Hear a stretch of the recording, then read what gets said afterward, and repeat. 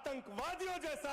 राज्यसभा में विपक्ष के नेताओं ने केंद्र के प्रदर्शन के दौरान हुए लाठीचार्ज और पैलेट गन चलवाने के आरोप को लेकर जमकर निशाना साधा। राज्यसभा में नेता प्रतिपक्ष मल्लिकार्जुन खड़गे ने अमित शाह पर निशाना साधा। उन्होंने कहा कि होम मिनिस्टर होकर भी क्यों नहीं बोल रहे हैं, कहां हैं गृह मंत्री। के बावजूद भी गड़बड़ी होने के बाद आपका मुंह भी नहीं खुल रहा। क्या कोई स्टिच कर दिया क्या? मुंह को बंद कर दिया? बोलना चाहिए था खुलकर।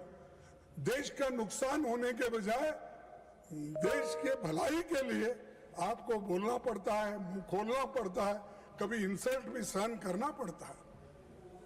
आप करना पड़ता नहीं, मैं नहीं आऊंगा, मैं नहीं बोलूंगा। अगर आप ऐसा बोलेंगे तो जो सबक स्टूडेंट्स ने तुमको सिखाया है उससे डबल सारे विद्यार्थी और युवक मिलके एक दिन फिर आपको वो सबक सिखाएंगे। उन बच्चों को पैलेट्स का यूज करके उनको मार रहे हैं और हॉस्पिटल में गिरे हैं। किसका आंख गया, किसका कान गया, किसका हाथ गया, किसका पैर टूटा। इसका जिम्मेदार कौन है? इसका जिम्मेदार आप है, होम मिनिस्टर है। आप बंद कमरे में रह के आप सुन रहे होंगे मेरी बात, लेकिन आप बंद कमरे में रह के बहुत दिन छुप नहीं सकते। एक दिन हम बाहर खींच के लाएंगे। अगर गृह मंत्री इनके जवाब नहीं दे सकते तो उन्हें इस्तीफा देना चाहिए। इन सवालों का जवाब अगर उनके पास नहीं है, अगर वो सफाई नहीं दे सकते यहाँ आकर, वो सदन में आके ही देना। मैं बाहर पूछ रहा हूँ थोड़ी, तो आना और वो देना चाहिए। और खासकर इस कारणों के लिए, इस वजह से वो जिम्मेदार है, उनको इस्तीफा देना चाहिए और प्रधानमंत्री उनको पूछना चाहिए। राज्यसभा में सिर्फ खड़गे ही नहीं, अन्य विपक्षी सांसदों ने भी छात्रों पर हुए लाठीचार्ज को लेकर केंद्र सरकार पर हमला बोला और कहा कि केंद्र सरकार ने किसके आदेश पर छात्रों पर लाठीचार्ज किया, किसके आदेश पर पैलेट गन चलाई गई। आचरण कर रही है, आतंकवादियों जैसा व्यवहार कर रही है। किसान आंदोलन करता है तो खालिस्तानी हो जाता है। किसान आंदोलन करता है तो खालिस्तानी हो जाता है।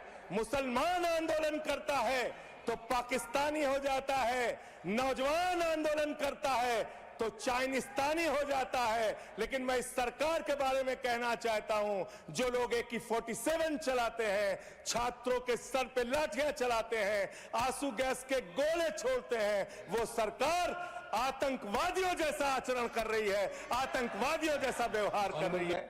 नीट को, राज्यों को नीट की बजाय राज्य अपने तरीके से करें।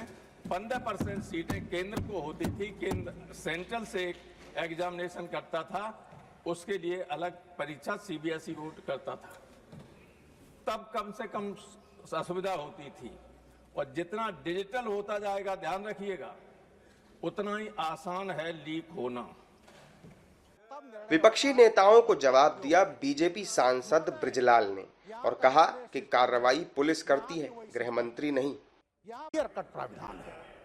जब कोई लॉ एंड ऑर्डर की स्थिति आती है महोदय, तो जहां पर मजिस्ट्रेट, जहां जिले में कमिश्नरेट सिस्टम नहीं है, वहां जो मजिस्ट्रेट होता है मौजूद, वो आकलन करता है पुलिस अधिकारी के साथ में और तब निर्णय होता है पुलिस बल का प्रयोग किया जाए। महोदय, यहाँ कमिश्नरेट सिस्टम है, यहाँ भी वही सिस्टम है।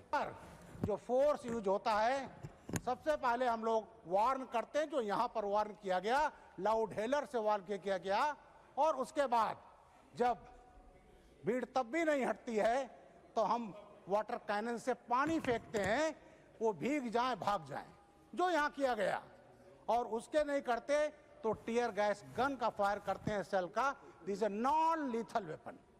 और उसके बाद रबर बुलेट का प्रोविजन है। पैलेट गन के बारे में बहुत कहा गया, पैलेट गन। मैं पैलेट गन के बारे में कहता हूं नहीं चली। और पैलेट गन है क्या?